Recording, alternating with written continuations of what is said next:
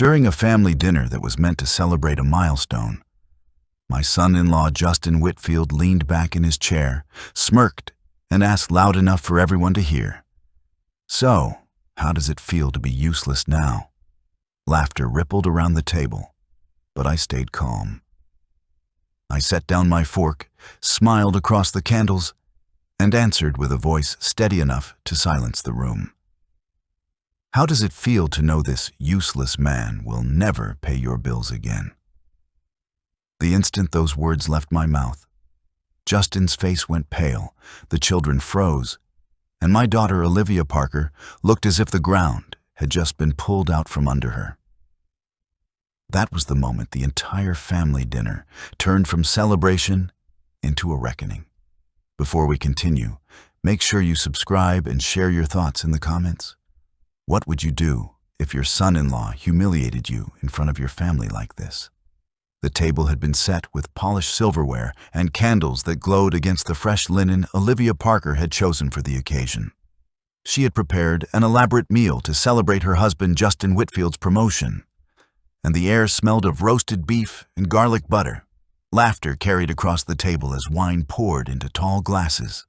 Olivia sat proudly at Justin's side, while the children, Ethan Crawford and Sophie Lane, picked at their plates in a mixture of excitement and boredom. I sat at the far end, near the window, where the night pressed against the glass, and my fork had not moved for several minutes. Justin held his glass aloft, swirling the red liquid as though he had mastered some refined art. He looked across the table at me, his eyes sharp with mischief. "You know, Alexandra, retirement must be easy. No projects, no deadlines, no real responsibilities. Just sitting back while the younger ones keep the world moving." The words rolled from his mouth like a challenge dressed as a compliment. The others chuckled politely, though Olivia shifted uncomfortably, and I noticed the way her bracelet caught the candlelight when her hand trembled. I kept my gaze steady, answering without raising my voice. "It has its moments," I said, then sipped from my water. I had brought the wine he was drinking as a congratulatory gift, but he drank it as though it were his own triumph, forgetting who had set it on the table. Justin leaned further back, claiming more space than the chair offered, his tones swelling with the arrogance his new title had gifted him. "Do not misunderstand me. You had a fine career in your time. But that was years ago. A different world. Today, everything is digital and fast-paced. It takes a younger mind to succeed now." His smirk widened, and I caught Ethan watching him carefully, perhaps not understanding the words, but sensing the sharpness behind them. Olivia tried to cut in, her voice carrying a nervous laugh. "Dad had a long career, Justin. He designed roads and bridges that people still use." Today she wanted to soften the moment, but Justin waved it away, as if her words were nothing more than smoke drifting across the table. "When was the last time you built anything important?" Justin asked me directly. "Something meaningful." His voice lingered on that word as though he had twisted a knife and was waiting for me to flinch. Sophie lifted her head then, her small voice piercing the tension. "Grandpa built me a playhouse last summer." She said it with such innocence that my heart ached. But Justin patted her head with a patronizing chuckle. "That is sweet, but real men provide for their families with real work. Not everyone gets to sit comfortably while others carry the weight." The silence that followed was heavy. Olivia's wine glass shook in her hand, her eyes darting toward me, searching for a way to salvage the evening. "Maybe we should talk about something else. Ethan, tell Grandpa about your science project." Her words floated desperately, but Justin was not finished. His ego was swollen by the wine, the promotion, and the false power he believed he held. "Now that I am earning real money, 6 figures finally, it is time for everyone to pull their own weight," Justin said. his eyes sliding toward me with deliberate cruelty. Take Olivia, for example. She has been out of the workforce for too long, living off what we can generously call family charity. Maybe it is time she contributed again. Olivia's face drained of color. She knew what I knew, that their entire lifestyle rested on the support I had quietly provided since Margaret Whitfield's death all those years ago. Every monthly mortgage payment, every tuition bill at Westfield Academy, every vacation photograph taken in front of sandy beaches or snowy mountains. My quiet hand had made it possible. Without me, the glossy exterior of their lives would never have held together. Ethan set his fork down, his young voice carrying worry. "Are we in trouble, Dad?" he asked. Justin smiled at him with forced confidence, then turned back to me. "No, son. But it is important to understand the difference between those who work and those who have given up." His words struck like stones, each one aimed carefully at me. Olivia reached for her glass again, her hand trembling, her bracelet clinking softly against the crystal. The children looked between their parents, unsure why the air felt heavy, why their mother's smile faltered. Justin leaned forward now, confident in the silence he mistook for surrender. "I do not mean to be harsh, Alexandra, but someone has to ask the question.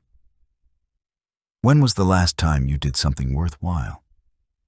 When was the last time you earned your place at this table instead of coasting through?" He paused, letting the smirk creep back onto his lips. "How does it feel to be useless?" The gasp that escaped Olivia's throat broke the silence, and Ethan's fork clattered against his plate. Sophie's eyes brimmed with tears she did not understand, but I did not look away. My pulse was steady, my breath measured, and when I spoke, the room shifted. "How does it feel?" I said, my voice calm, almost gentle. "To know that this useless woman will never pay your bills again?" The color vanished from Justin's face, as though drained by a hand that he could not see. Olivia's hand covered her mouth, her eyes wide with a sudden realization of what those words meant. The children sat frozen, staring at their father as his triumphant mask crumbled. The candles flickered in silence, and the dinner that had begun with celebration now felt like a battlefield. As Olivia tried to usher the children away from the tension, my mind drifted back over the years to the beginning of it all. It had started in the winter of 2009, after my wife, Margaret Whitfield, had passed. Cancer took her so quickly that I had barely managed to keep breathing myself, and at her bedside I had whispered a promise. "Do not worry about Olivia. I will make sure she is secure." Those words had become the chain I carried for 14 long years. In the first months after Margaret's death, Olivia was drowning. Justin had been earning just enough at the time to cover groceries and gas, but their mortgage payment loomed over them like a shadow. They called me one night, panic in Olivia's voice, shame in Justin's. The payment due was $2,650, and they had not a dime to spare. I wrote the check. February came, and again I wrote another. March, the same. Before I knew it, I had taken on the burden entirely. For 14 years, month after month, I carried that mortgage. My records, neatly filed in color-coded folders in my study, told the story. Blue for mortgage assistance, green for auto loans, yellow for tuition, red for medical bills. By the time I closed the final file last month, the mortgage alone had cost me $445,000. It had not stopped there. Justin insisted on upgrading from his old sedan to a gleaming Mercedes lease. Olivia needed a family SUV. Together, those vehicles bled me at $650 and $400 a month for years. The totals crept past $120,000 just in car payments. Then came the private schooling. Olivia believed Ethan and Sophie deserved the best education money could buy, even if she and Justin could not actually buy it themselves. Westfield Academy's annual tuition hovered around $24,000. With summer camps and extracurricular activities, that meant another $200,000 flowing quietly out of my retirement savings and into their children's futures. Medical bills were another endless tide. When Justin was between jobs, I paid their insurance premiums. When Olivia needed therapy after the miscarriage, when Ethan broke his arm, when Sophie needed dental surgery, every invoice found its way to me. Roughly $100,000 over the years, maybe more if I counted the nights I paid out of pocket to keep the family afloat while they chased vacations and renovations. Ah, yes, the vacations, Florida one year, the Bahamas another. Ski trips in Vermont, luxury cruises, new kitchen counters. They lived as though they had built their life with sweat and sacrifice, when in truth it had been funded by my quiet hand. Another $25,000 at least, scattered across the years like salt on an open wound. When I tallied everything together the week before Olivia's dinner party, the total stared back at me with cold precision. $890,000, almost $1 million. Not a gift, not an inheritance, but sacrifice.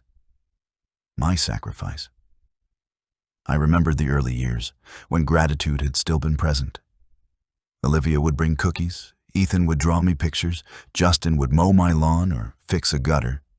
They called me every Sunday, told me how grateful they were, how much they needed me. I believed them. I wanted to believe them. But slowly, as the years passed, gratitude faded into expectation. The cookies stopped arriving. The visits dwindled. Olivia's phone calls became less about thanks and more about requests. Dad, Ethan needs new uniforms. Dad, Sophie's camp fee is due.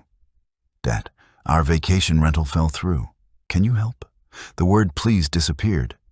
Then the word thank you, until finally there was only Dad, you need to. I sacrificed my own dreams while I propped theirs up. The lakefront property Margaret and I once planned to retire on became nothing more than a brochure in a drawer. My 2-bedroom home was modest, my truck aged 15 years, and my travel remained imaginary. I watched them live as though nothing were missing, while I gave up everything that might have made my later years full. At Olivia's dinner table, Justin thought he had power. He believed his promotion and his paycheck made him the man in charge. He thought his insult would break me, but he had no idea what it cost to keep his illusions alive. He had no idea how many zeros I had carried for him, how many sacrifices I had buried beneath that promise to Margaret. That night, as I returned to my home, I walked directly into my study and switched on the brass lamp. The light fell across the rows of filing cabinets, and I opened the first drawer.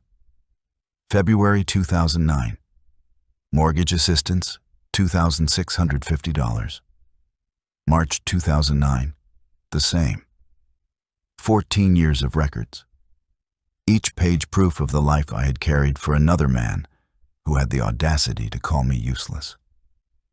I ran my finger across the neat columns, the sums that had grown higher each year. The room smelled faintly of old paper and polish, and for the first time since Margaret's funeral, I felt no grief in that space. I felt only clarity. I knew what I had to do. The next morning, I sat at my desk with my bank contact list in front of me. By noon, every automatic payment I had been making for Olivia and Justin was gone. The mortgage, the insurance, the Mercedes, Westfield Academy, every chain I had carried for 14 years, canceled with calm precision. By that afternoon, I felt lighter than I had in over a decade. Yet I knew that the quiet I enjoyed in my study would soon be shattered by phone calls and accusations. It did not take long. The very next morning, my phone rang. Olivia's number flashing across the screen. Her voice trembled with confusion, not anger yet. "Dad, something strange happened. The mortgage company called. They said our payment bounced, but that is impossible. The bank has never once called us before." I said nothing at first, letting her words hang. Then calmly, I told her, "The mortgage payment did not bounce, Olivia. I stopped paying it." The silence that followed was sharp, as though she could not process the words. "You stopped?" she whispered. "But Dad, we need that. The mortgage is due every month. They will penalize us." My answer was steady. "Then you and Justin will need to figure out how to pay it." Before she could respond, I ended the call. An hour later, the phone rang again, but this time it was Justin. His voice carried no confusion, only arrogance sharpened into anger. "Alexandra, whatever stunt you are pulling, it ends now. You cannot just cut us off without warning. Do you know what kind of damage you are causing? The mortgage, the insurance, Westfield Academy, they all rely on you." I almost laughed at the way he said it, as though my support had been some written law of nature. "No," I replied evenly. "They rely on you. And now, you will have to stand on your own." His voice rose to a shout. "You cannot destroy your own daughter's life because your feelings were hurt at dinner." I let him finish before answering, calm and unshaken. "I am not destroying anything. I am simply removing myself from the role of provider. 14 years is long enough." His reply came in broken threats about lawyers and contracts, but I knew he had nothing. There was no agreement, no obligation written on paper. Only my generosity, and generosity can end the moment it turns into exploitation. That evening, while I read in my study, the phone rang once more. This time, Olivia's tone was different, fear creeping into her words. "Dad, Westfield called. They said Ethan's tuition has not cleared. They will not let him stay past Friday unless the balance is paid." What is going on?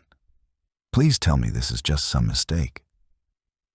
Her desperation tugged at me, but I reminded myself of the documents stacked neatly on my desk. Hundreds of thousands spent, years sacrificed, promises broken by them, not by me. "It is not a mistake," I said firmly. "From now on, I will not pay for your home, your cars, or your lifestyle. That responsibility is yours." Her breathing quickened on the other end. "Dad, please, we cannot afford all this. The house, the cars, the tuition, it is too much." I closed my eyes for a moment, remembering Margaret, remembering the promise I made at her bedside. Yes, I had promised to make Olivia secure. I had not promised to allow her husband to live off me forever, nor to feed Justin's arrogance until it consumed him whole. By Friday, the silence in my house was replaced by the sound of tires on my driveway. I looked through the window and saw Justin's Mercedes parked crookedly, his anger written in every movement as he climbed the steps. Olivia trailed behind him, her eyes rimmed red, clutching her handbag as if it were a shield. They did not knock politely. Justin pounded the door with his fist until I opened it. "We need to talk," he barked, pushing past me as though the house were his. Olivia followed, her voice breaking. "Dad, please, you have to restore the payments. They are calling non-stop. The mortgage company, the school, the insurance. They are threatening us." Justin stood in the center of my living room, like a man claiming territory. "This ridiculous tantrum of yours ends now. You will call the banks, the school, and the insurance, and you will fix this." His face was flushed red, his hands clenched. For a moment, I simply studied him. Then I walked to my desk, pulled open a drawer, and retrieved a leather-bound notebook. "Sit down," I said, my voice steady. "Both of you." Olivia obeyed, tears streaking her cheeks, but Justin hesitated until I placed the notebook on the table. I opened it slowly, revealing page after page of neatly written numbers, categorized and totaled. Mortgage assistance, $445,000. Car payments, $120,000. Tuition, $200,000. Insurance and medical expenses, $100,000. Vacations, renovations, extras, another $25,000. I turned the pages deliberately, letting the silence hang after each sum. In 14 years, I have given you both approximately $890,000. Nearly $1 million of my life. Olivia gasped, her hand flying to her mouth. Justin's bluster faltered for only a second before he tried to recover. "That cannot be right. You are exaggerating." I slid the documents toward him. Receipts, canceled checks, bank statements. Every dollar accounted for. His face hardened, but I could see the cracks forming. He sat there with his jaw set, staring at the notebook as if the numbers might vanish if he glared long enough. Olivia reached for the pages with trembling fingers, her lips moving as she skimmed through the totals. Each figure seemed to drain more color from her face, until she looked like a woman seeing her life collapse in front of her. For the first time in years, the silence between them was not filled with demands or arrogance, but with the heavy weight of truth. Justin tried to recover his footing with bravado. "This does not change anything. You cannot just stop. There are obligations here. Family obligations. You promised Margaret you would take care of Olivia." His attempt at control sounded weaker than he intended. I leaned forward, my hands resting on the leather cover of the notebook. "Yes, I promised Margaret that I would keep Olivia secure. And I did. For 14 years, I gave up my own life to make sure hers would not collapse. But what I did not promise was to bankroll your arrogance forever." Olivia's eyes brimmed with tears. She looked small, like the girl she had been the day Margaret's casket was lowered into the ground. "Dad, I never realized it was so much.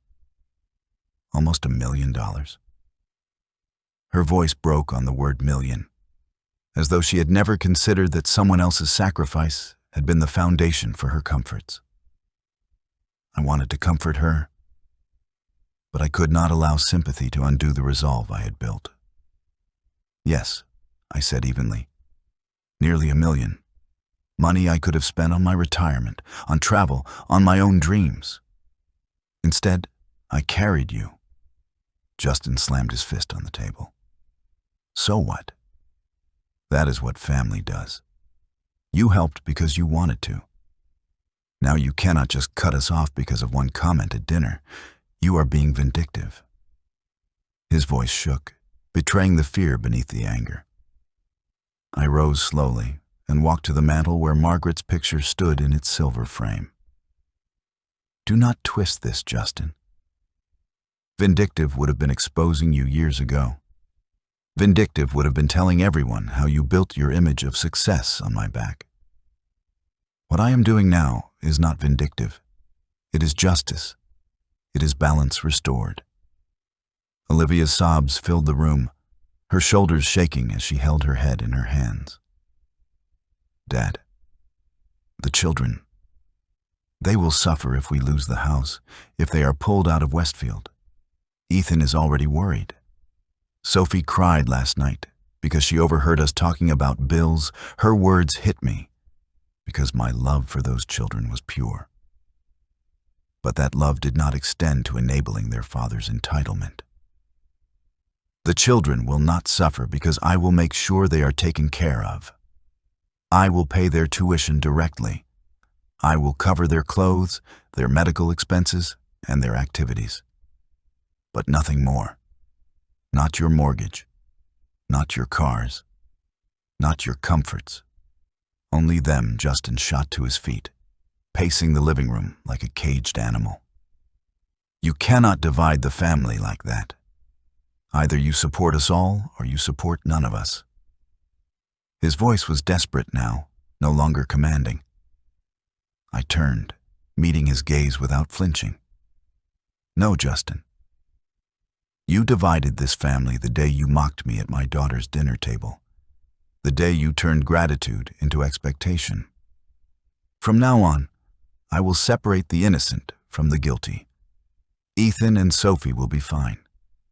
You and Olivia will finally learn how to live within your means. Olivia looked up at him, her tears streaking her face. He is right, Justin.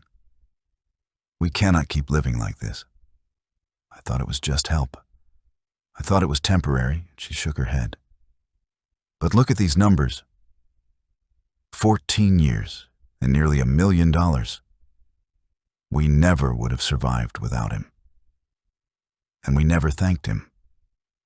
Justin froze mid-pace, his face twisted with pride and denial. We never asked for all of this. He just did it. That was his choice. I stepped closer, my voice calm but sharp enough to pierce the armor he was clinging to. You never asked because you never needed to. You knew I would pay. So you lived as though money grew on trees in my backyard. And now you are angry because the tree has finally been cut down. The room hung heavy with Olivia's sobs and Justin's ragged breathing. I placed the notebook back on my desk, closed it with deliberate finality, and said the words that would mark the beginning of the end for their entitled life. You wanted to know what failure feels like, Justin. Soon, you will not need to ask. You will know those words hung in the air long after they left my lips. Justin stood rigid, his fists clenched, his pride trying desperately to hold a line that had already broken. Olivia sat weeping quietly on the sofa, her shoulders trembling under the weight of reality. I had expected shouting, denial, even threats of lawyers again. Instead, what I got was silence. A silence so thick that when they finally left, slamming the door behind them, the echo stayed in my house longer than they did. For a brief moment, I sat in the stillness of my living room, the photograph of Margaret gazing back at me from the mantel. I thought of the promise I had made her and how far I had gone to keep it. 14 years of sacrifice, 14 years of writing checks while I buried my own dreams. Now, that burden was gone, and yet the release was not sweet relief, but a stern clarity. I knew the storm was coming. Justin would not let humiliation sit quietly. He would take his anger into the community, and he would twist the story to cast himself as the victim. I did not have to wait long. The very next Sunday, I went to church, and whispers followed me down the aisle. People turned their heads, their voices low but sharp. I could hear fragments. Cut his own daughter off. At their age. The children, poor things. I knew instantly that Justin had already begun his campaign. He had always been skilled at appearances, putting on a polished face in public while rotting in private. After the service, Pastor Catherine approached me with concern etched on her features. Alexandra, is everything all right with Olivia? I heard some troubling things this week. I met her eyes calmly, unwilling to let Justin's narrative take root. What exactly did you hear? I asked. She hesitated, lowering her voice. That you suddenly abandoned them. That the children's tuition is unpaid and the mortgage overdue. That they are at risk of losing their home. Her words were heavy, almost accusatory, but I could tell she was fishing for truth. I reached into my handbag, pulling out a folded sheet of paper I had prepared that very morning. On it was a condensed tally, Mortgage assistance, $445,000. Cars, $120,000. Tuition, $200,000. Insurance and medical, $100,000. Vacations and extras, $25,000. The grand total, written at the bottom in bold ink, $890,000. I handed it to her. That is what I have given them since Margaret died. Nearly $1 million. Does that sound like abandonment to you? Her eyes widened as she read, her lips parting in disbelief. My God, she whispered. Why would Justin say otherwise? I gave a small, tired smile. Because truth would expose his failure. Pride is louder than gratitude. By the end of that week, the whispers around town had shifted. At the grocery store, Monica Lewis approached me, her expression torn between gossip and guilt. Alexandra, I just have to ask, is it true you cut Olivia off out of spite? People are saying... I interrupted before she could finish, pulling another copy of my tally sheet from my pocket. Here is what I have paid. Here is the documentation if you want to see the receipts. 14 years of sacrifice, Monica. Does that sound like spite? She looked down at the paper, her cheeks flushing with shame. No. No, it does not. Word spread quickly. Justin's polished version of events began to crumble under the weight of facts. Meanwhile, Olivia had begun to face her own reckoning. One evening, as I walked past Westfield Pharmacy, I caught sight of her through the glass doors. She stood behind the counter in a blue vest, scanning prescriptions and ringing up cough syrup for customers who had once envied her lifestyle. Her posture was bent, her face pale with exhaustion. A woman in line leaned toward another and whispered loudly enough for half the store to hear, "Isn't that Olivia Whitfield? Working here now?" Olivia's jaw tightened, but she said nothing, her voice mechanical as she asked, "Do you want a bag for that?" It struck me then how far she had fallen from the glossy photographs she used to post online. Vacations in the Bahamas, skiing in Vermont, luxury dinners in Chicago. Now she stood under fluorescent lights, humiliated in the very town that had once admired her. When I left, I did not stop to greet her. She had chosen to live in Justin's shadow, and now she was learning what that shadow really cost. The children, however, bore the truth most innocently. Ethan called me one evening, his young voice shaking. "Grandpa, Mom, and Dad keep fighting, really loud. They said something about bills and losing the house." Sophie was crying again. She thinks we are moving. My heart ached. I kept my voice steady for his sake.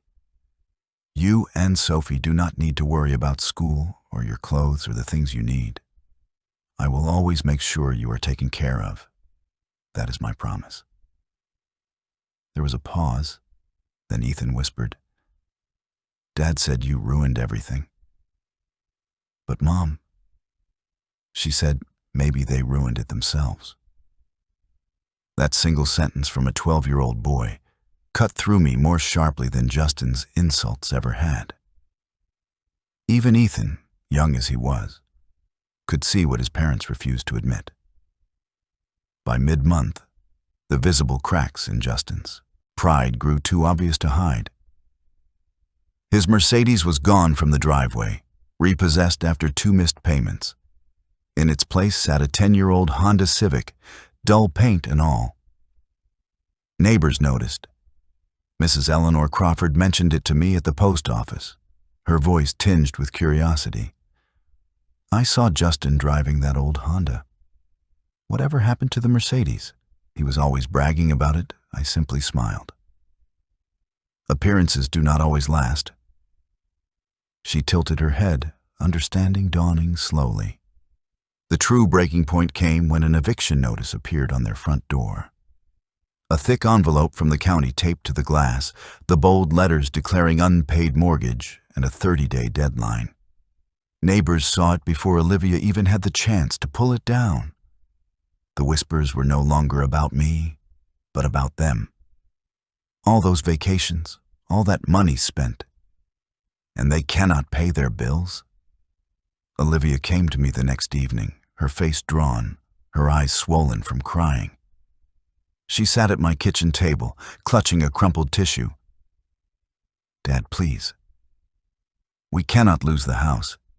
Ethan and Sophie would be devastated. We will find a way to make it work, I swear. But we need more time. Can you cover the mortgage just until we get back on our feet?" Her voice carried none of the entitlement I had heard for years. It was desperation now, raw and unpolished. I listened carefully before answering. "Olivia, I will pay for Ethan and Sophie's education, their medical needs, their clothes, their activities. But your house, your cars, your lifestyle, those are yours to carry, not mine." She wept quietly, her head bowed. "Justin will never agree to this. He says asking you for help under your conditions is humiliating. He says he would rather lose the house than admit to everyone that he failed." I leaned across the table, my tone firm, but not unkind. "Then you have 48 hours to decide what matters more, his pride or your children's stability. If you accept my terms, Ethan and Sophie will never go without. If you refuse, then you will face the consequences of his pride. But this ends here, Olivia. No more handouts, no more blind checks. You live within your means, or you do not live at all." Her hands shook as she gripped the tissue tighter. 48 hours? She whispered. "Yes," I said, rising from my chair. 48 hours. When she left that evening, the old Honda rattling down my driveway, I watched her silhouette fade into the night. I thought of Ethan's trembling voice, of Sophie's tears, of the millions of small sacrifices I had made since Margaret's death. And I thought of Justin, clinging to pride even as his life collapsed. They had 48 hours to choose between truth and ruin. That night, I barely slept. Not because I regretted what I had done, but because I knew how stubborn Justin was, how deeply pride had wrapped its claws around him. He had built his identity on borrowed stability, on the illusion of success, and illusions do not fade quietly. They shatter, leaving jagged edges that cut everything around them. Olivia's face haunted me more than Justin's, her exhaustion, her desperation. She had once been so full of gratitude, calling me every Sunday to say thank you, bringing me pies fresh from the oven, smiling with relief when the weight of bills had been lifted from her shoulders. But over the years, entitlement had crept in, fueled by Justin's arrogance, until gratitude vanished. Now, stripped of that safety net, she was left exposed. And I wondered if she would find the courage to admit the truth or cling to his pride until the end. By Monday morning, the town was buzzing with talk. At Murphy's Cafe, I overheard Clara telling a friend, "I saw Olivia working at the pharmacy. Can you imagine? After all those vacations, what happened to their big house?" Her friend shook her head. "They say Alexandra just cut her off." Out of nowhere. Poor kids, I set my coffee cup down and leaned across the counter. "No, Clara," I said evenly, "not out of nowhere. 14 years, almost $1 million, and now no more." "That is the truth," she flushed, embarrassed. But the message was delivered. I knew it would spread. By Tuesday, I received a call from Rachel Parker, Olivia's childhood friend. "Alexandra," she said softly, "I do not know what to believe. Olivia told me you abandoned her. But then I heard from Dr. James Ellison that you have been paying for everything all these years. Is that true?" I gave her the short version: mortgage, cars, tuition, insurance, vacations, and let the numbers do the talking. $890,000, I finished. Rachel's breath caught. Good Lord. She never told me any of that. She made it sound like you refused to help out of spite. I let the silence linger before answering. Spite would have been stopping after the first year. What I did was sacrifice. What I am doing now is justice. Meanwhile, Olivia's humiliation deepened. At the pharmacy, she began to notice familiar faces in the line. Women she had once dined with at Westfield fundraisers, men who had complimented Justin on his Mercedes, parents whose children attended Westfield Academy alongside Ethan and Sophie. Now, she stood behind the counter in her vest, ringing up their prescriptions, and they whispered when they left. Margaret's old friend Monica Lewis told me later that Olivia broke down crying in the back room one afternoon after a customer asked bluntly, "So, what happened to your rich lifestyle?" Justin, however, responded to the mounting pressure with denial and rage. That same week, my neighbor, William Whitfield, stopped me during my walk. "Alexandra, I saw Justin at the hardware store. He was ranting about you, said you're punishing them, said you destroyed your daughter's family." He was loud enough half the store heard him, smiled faintly. Did anyone believe him? William hesitated, then chuckled. Not after he left. People started asking how he managed that Mercedes on his salary. Someone mentioned you co-signed it. Suddenly, everyone got quiet. I think the tide is turning. The cracks widened at home for them. Ethan called me again late that Thursday, his voice small. Grandpa, Mom, and Dad were yelling. Dad said she embarrassed him by taking the job at the pharmacy. He said her paycheck does not even matter. Mom told him it is more than he ever saved. Then they started saying awful things about each other. Sophie cried so hard she made herself sick. I felt the anger rise in me, but I kept my voice calm for Ethan's sake. Do not worry about Sophie. I will talk to your mother soon. And remember this, Ethan, it is not your fault. None of this is your fault, he whispered back. I know. But I think it is Dad's. By Friday, Olivia's 48 hours were almost up. She arrived at my house late that evening, her blue vest still on, her eyes swollen from tears. She sat heavily in the same chair she had occupied before, her voice barely above a whisper. Dad, I cannot do this anymore. The eviction notice is real. They said 30 days. Justin is furious, but he has no plan. He keeps saying he will fix it, but he does not even know how to pay the bills. I will accept your terms. I will do anything if it means Ethan and Sophie are safe. I studied her face, the hollow cheeks, the deep lines of worry etched far beyond her years. And Justin? I asked quietly. She swallowed hard. He will not agree. He says it is humiliating. He says he would rather lose everything than apologize. I leaned forward, my tone deliberate. Then you must decide if his pride is worth your children's future.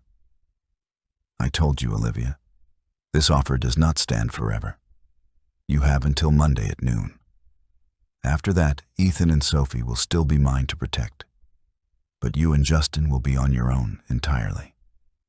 Tears spilled down her cheeks, and she nodded weakly. Monday, she whispered. The weekend dragged with tension. I kept myself busy in the garden, trimming roses, repairing a loose shutter. But my thoughts returned again and again to Olivia. I wondered if she had the strength to stand up to Justin, or if she would let his pride sink them all. On Saturday afternoon, Margaret's sister, Eleanor Crawford, stopped by. Alexandra, I saw Olivia yesterday at the pharmacy. My heart broke. She looked like a shadow of herself.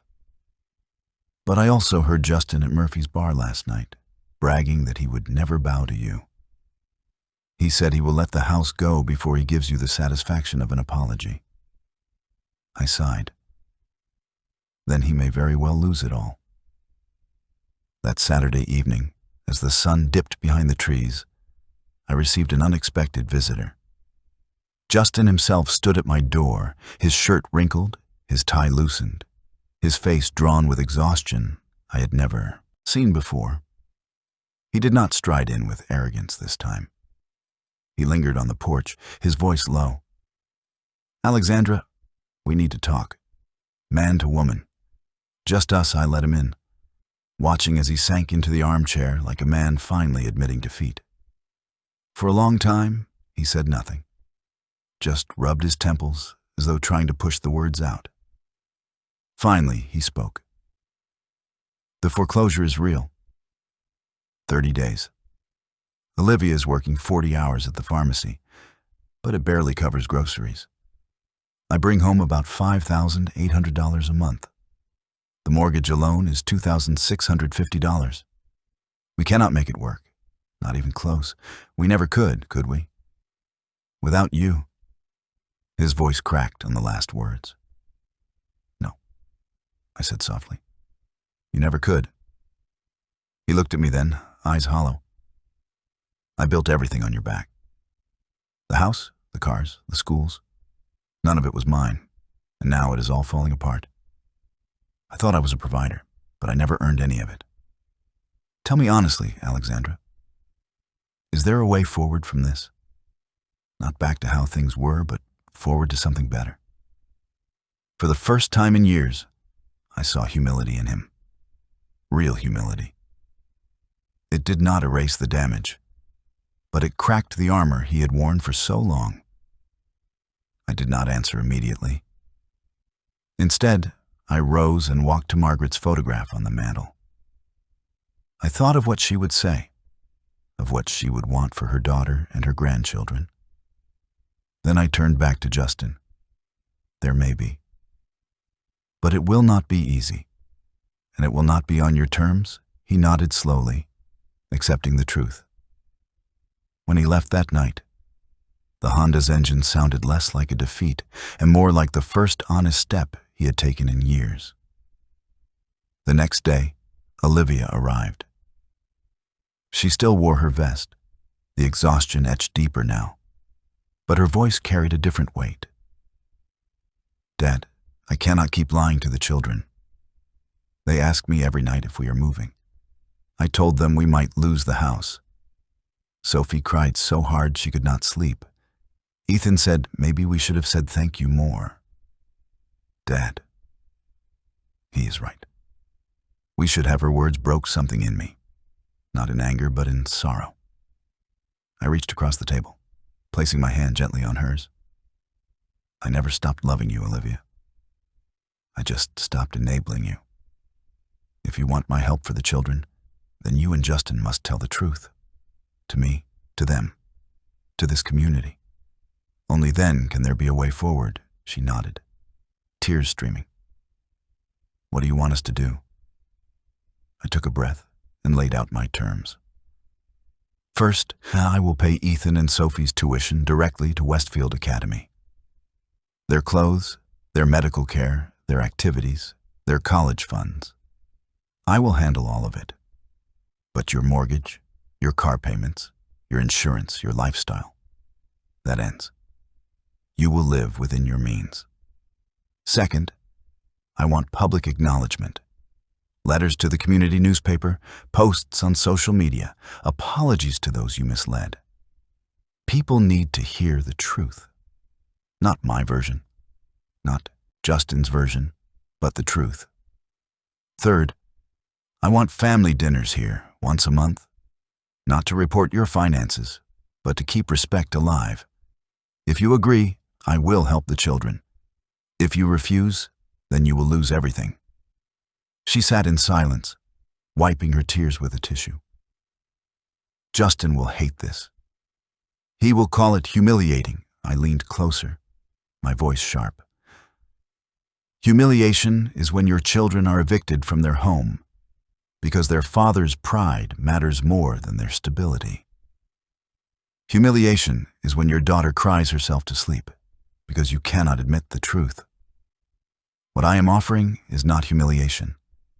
It is redemption. Her breath shuddered as she exhaled. 48 hours, you said. I nodded. 48 hours.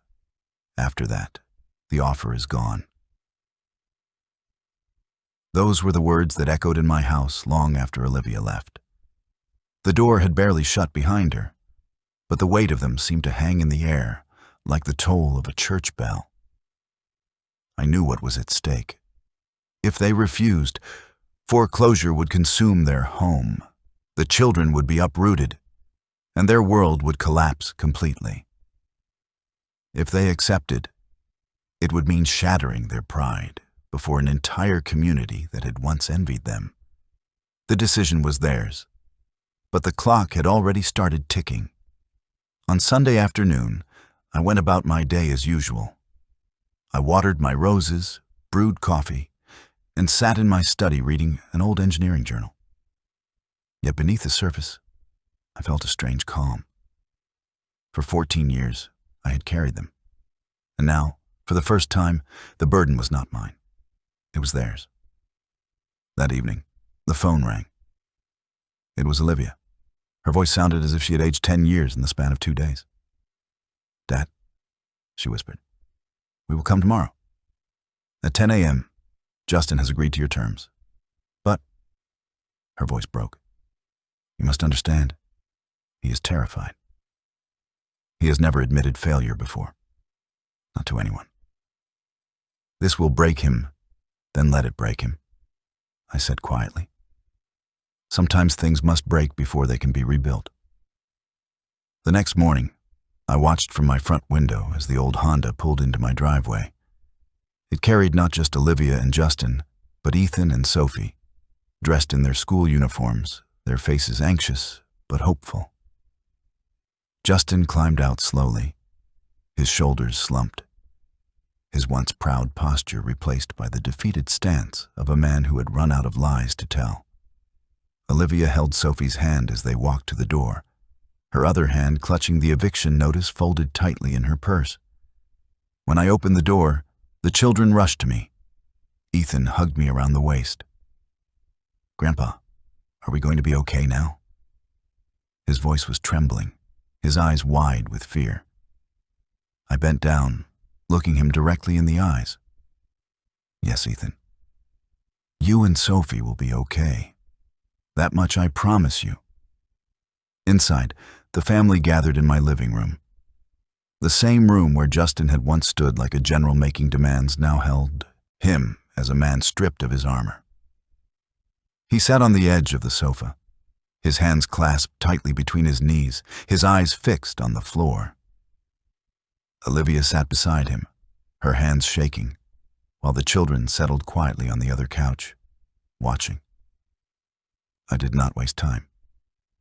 "Olivia told me you agreed to my terms," I began, my voice steady. Justin lifted his eyes briefly, then dropped them again. "Yes," he muttered. We agree."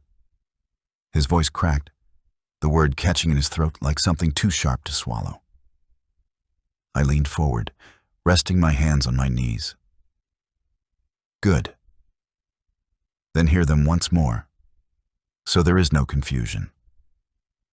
I will pay Ethan and Sophie's tuition directly to Westfield Academy. I will cover their medical expenses, their clothing, their activities, and I will establish college funds for both of them. But your mortgage, your cars, your lifestyle, those are no longer my concern. You will live within your means. Do you both understand? Olivia nodded quickly.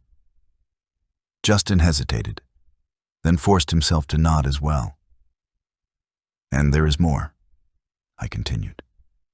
"You will make public acknowledgement of what I have done.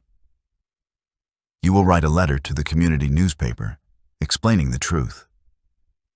That for 14 years, I paid nearly $1 million to keep your lives afloat. You will post on social media, thanking me openly for the support I gave you. And you will apologize, face to face, to those you misled in the past 2 weeks with your lies. Only then will there be a way forward. Olivia wiped her tears, her voice breaking. We will do it. I promise, Dad. We will do all of it. Justin looked as though the words were acid burning his tongue. But finally, he nodded, his pride collapsing in slow motion. We will do it, he whispered. The children exchanged confused looks, sensing the gravity of the moment. Sophie's small voice cut through the silence. Grandpa, why do Mommy and Daddy have to say sorry to everyone? Olivia pulled her daughter into her arms, her tears falling into Sophie's hair. Because, sweetheart, we forgot to say thank you for everything Grandpa did. And when you forget to say thank you, sometimes sorry is the only word left. I stood, walked to my desk, and pulled out my checkbook. I dialed the bank, arranging an emergency payment to halt the foreclosure, just enough to give them breathing room. As I gave the representative my account number, I heard Ethan whisper to Olivia, "Does this mean we can stay in our house?" She kissed the top of his head. "Yes, Ethan. We can stay." When the call ended, I looked at Justin directly. "Remember this. This is the last mortgage payment I will ever make for you. After today, you sink or swim on your own income." He nodded stiffly, his pride battered, but not yet gone. Over the following week, the transformation began. On Wednesday, the local newspaper printed their letter. Olivia's words were raw and unpolished, but honest. She wrote of the years of quiet support, of the nearly $890,000 I had given, of the sacrifices I had made. She thanked me publicly, admitting the truth they had hidden for so long. Justin's name was signed at the bottom, his handwriting tight and reluctant, but present nonetheless. On Thursday, Olivia posted on social media. The carefully curated images of vacations and luxury were replaced with a photograph of Ethan and Sophie smiling at my kitchen table, plates of cookies in front of them. The caption read, "For 14 years, my father carried us. Mortgage, tuition, cars, insurance, everything. Nearly $1 million of sacrifice. We forgot to say thank you." Today, we begin again. With gratitude, comments flooded in. Some were shocked, some supportive, others quietly judgmental. But the truth was now out in the open. On Friday evening, Justin stood beside Olivia at the church bulletin board, reading aloud the brief notice they had submitted. His voice shook as he read, "We wish to acknowledge with gratitude the 14 years of support provided by Alexandra Carter. Without her sacrifices, our family would not have endured. We ask forgiveness for failing to honor that support sooner." Parishioners nodded, murmurs of respect replacing whispers of gossip. The hardest came on Saturday, when Justin and Olivia went door to door, offering face-to-face apologies to neighbors they had misled. Monica Lewis later told me how Justin had stood on her porch, his voice low, his eyes downcast. "I lied about our finances. I let people believe our success was my own. In truth, it was Alexandra's support that kept us afloat. I am sorry," she told me she had never seen a man look so stripped of pride. Slowly, respect began to replace disdain. People who had once whispered now gave Olivia quiet nods of encouragement at the pharmacy. At church, Justin's handshake was accepted, not warmly, but with acknowledgement that at least he had finally spoken the truth. The children, meanwhile, thrived under the new arrangement. Ethan proudly showed me his report card, all A's, with a note from his teacher praising his maturity. Sophie bounced into my living room with glitter-covered thank you cards she had made with her own hands. "Grandpa, this one is for you." It says thank you for always taking care of us. And this one says I love you. Her smile was pure, unburdened by the lies of adults. 3 months later, Olivia sat at my kitchen table with a manila folder. "Dad," she said softly, "this is our monthly budget. We are covering the mortgage, utilities, groceries, and the car payment ourselves. I even started a small savings account for emergencies. It is not much, but it is ours." Her pride was not the empty arrogance of old. It was the quiet pride of someone who had finally earned what they owned. Justin sat beside her, different than I had ever seen him. His shirt was pressed, his posture straighter, but without the arrogance. I wanted to ask, "Your advice," he said carefully. "There is a regional director position opening at my company. It means more responsibility, some travel, but also better pay. I think I could handle it. But I wanted your opinion first." It was a small moment, but telling. For the first time, Justin was not boasting, not demanding, not pretending. He was asking, humbly, for guidance. As the months passed, the change grew deeper. Olivia was promoted to shift supervisor at the pharmacy. Justin managed the family budget without leaning on me. Ethan joined the soccer league, his confidence growing with every game. Sophie took piano lessons, her laughter filling the room when she played for me during Sunday dinners. One evening, as we sat around my living room for our monthly family meal, Ethan looked up from his plate and asked, "Grandpa, are you proud of us now?" The question pierced me. Simple, yet profound. I looked at Olivia, who had rediscovered humility. I looked at Justin, who had swallowed his pride for his children's sake. I looked at Sophie, who had learned gratitude before she even understood money. "Yes, Ethan," I said softly. "I am proud of all of you."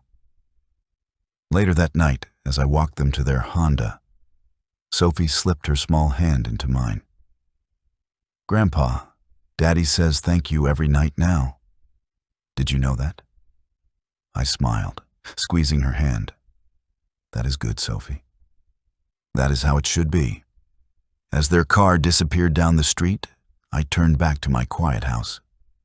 Margaret's photograph caught the last glow of sunset on the mantel, her eyes shining with the kindness I remembered. For the first time since she had gone, I felt certain she would be proud. Not of the money I had spent, not of the sacrifice alone, but of what had grown from it. The revenge I sought had not been destruction. It had not been foreclosure or humiliation alone. It had been transformation. To see pride humbled, gratitude reborn, and a family restored not by money, but by truth. That was the justice I had waited for. And sometimes, that is the sweetest justice of all. If you like this story, subscribe and tell us about your thoughts in the comments. To hear the next one, click on the box on the screen.